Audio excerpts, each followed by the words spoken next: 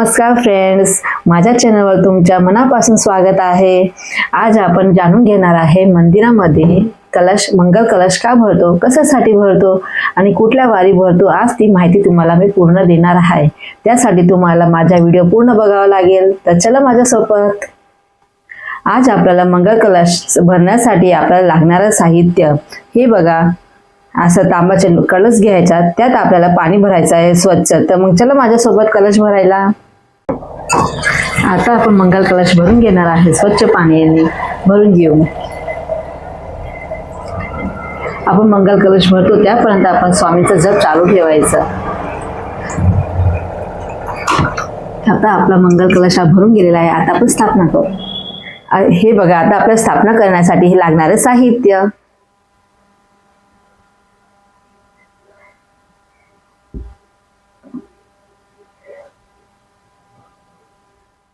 मंगल कलश भरण्यासाठी काय काय लागणार साहित्य मी आज तुम्हाला सांगणार आहे। मग बघा माझ्या सोबत चला।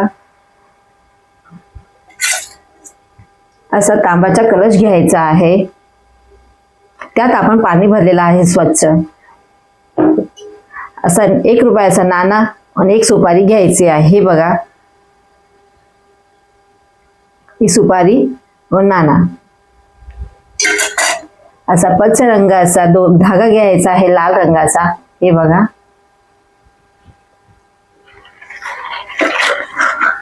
अशा प्रकारे आंब्याचे पानं घ्यायचे आहेत, 5 किंवा 7। ही मी आईसाठी कलशासाठी वेणी आणलेली आहे। बघा, एक सुंदरशी वेणी आहे। आणि अशा प्रकाराने थोडेसे पिवळे व व्हाईट फुलं आहेत। हे बघा, एकदम सुंदरसे फुलं आहेत झेंडूचे। थोडे तांदूळ घ्यायचे आहेत। हे बघा, कलश भरण्यासाठी आपल्याला एक सुकं नारळ घ्यायचं आहे, असं बिना सोललेलं। तुमच्या घरी जर मुखवटा असेल आईचा तर असा मुखवटा बी लावू शकता तुम्ही कलशला। मंगल जर नाही असला तरी चालेल। असे आईचे वस्त्र हे बघा कलश मध्ये लावायसाठी। हे कलशसाठी आहे। साडी आहे व हळदी कुंकूची व तांदूळाची कोहिरी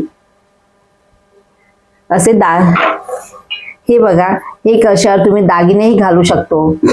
हे बघा, अशा प्रकाराने दागिने आहेत हे। चला आपण कलश तयार करू। हे बघा, असं स्वच्छ पाणी भरलेला आपला कलश आहे। त्यात आपण हळदी कुंकू वाहून देऊ। ओम गणेशाय नमः। वक्रतुंड महाकाय सूर्यकोटी समप्रभा निर्विघ्नं कुर्मदेव सर्वे कार्येषु सर्वदा। 1 रुपया हो, असं हे प्रकाराने हे 1 रुपयावर सुपारी त्यात टाकून देऊ कलश मध्ये। परत आपण हळदी कुंकूने पूजा करू।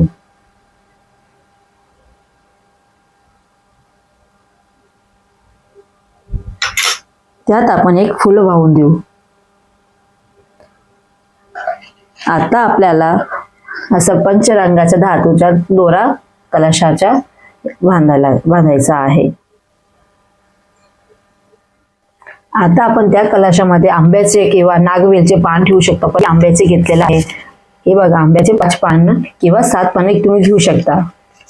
अशा प्रकारे त्यामध्ये सगळे रचून घ्यायचे। हे बघा, असे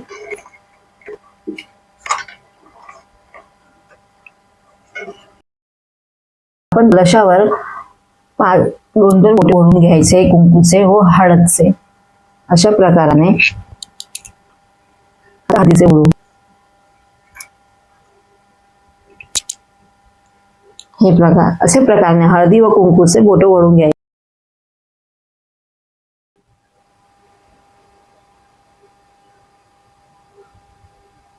त्याच्यावर सुकं कलश असं नारळ ठेवायचं। हे बघा, असं सुंदरसं नारळ आपण ठेवून दिलेला आहे। आपण त्या नारळाची पूजा करू।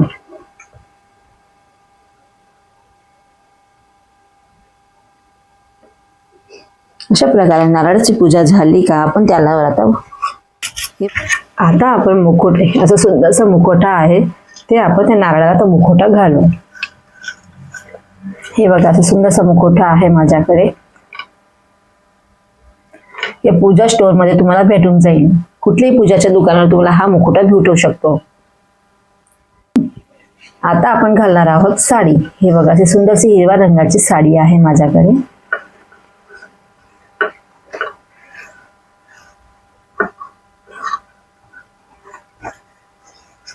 ही साडी थोडी मोठी आहे म्हणून मी इथं पिन टच करते. आता आपण माताला हे बघा असं सुंदरसं मुकुट घालून दिलेला आहे. आता आपण माताला दागिने घालणार आहोत.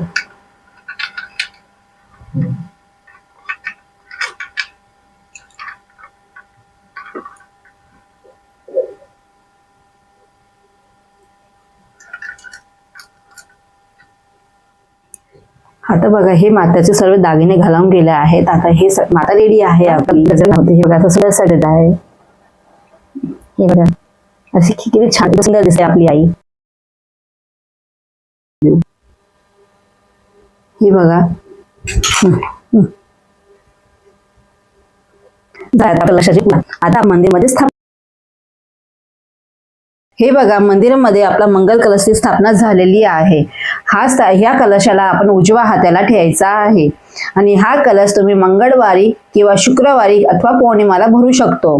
या कलशाची पूर्ण माहिती तुम्हाला मी दिली आहे. ती माहिती तुम्हाला कशी वाटली ते मला नक्की सांगा कमेंटमध्ये. माझ्या चॅनलला नक्की लाईक करा, शेअर करा, सबस्क्राईब करा. माझा व्हिडिओ तुम्हाला कसं वाटला ते नक्की कमेंटमध्ये सांगा. सगळ्यांना पुन्हा व्हिडिओमध्ये भेटू आपण. त्यापर्यंत श्री स्वामी समर्थ सगळ्यांना. बाय.